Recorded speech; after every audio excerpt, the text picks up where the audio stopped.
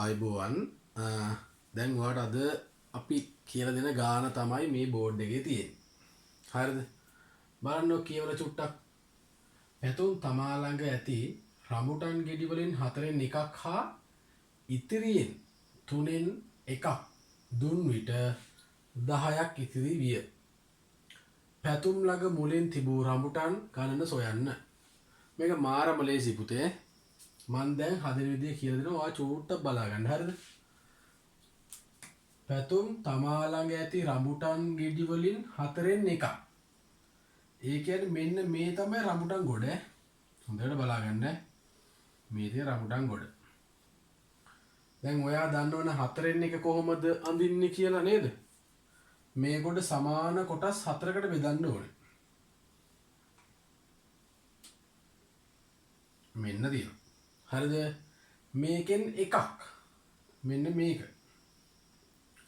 4ට බෙදලා සමාන කොටස් එකක් හා ඉතිරියෙන් මෙන්න මේ 3න් ඉතිරියෙන් 3න් එකක්. 1යි 2යි 3ක් ඔන්න 3ට බෙදලා තියෙනවා. ඒකෙන් එකක්. මෙන්න මේ කොටස.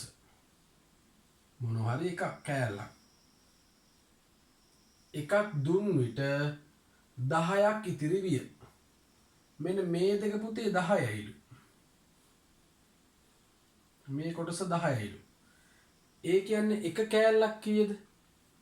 මේ දෙකම 10යි නම් මේක කීයද? මේක 5යි.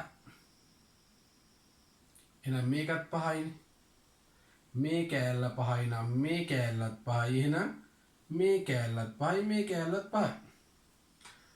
පැතුම් ළඟ මුලින් තිබූ රඹුටන් ගණන සොයන්න. මුලින් තිබිච්ච ගණන. ඒක සම්පූර්ණ මේ ගොඩේ ගාන කීයද කියලා අහනවා.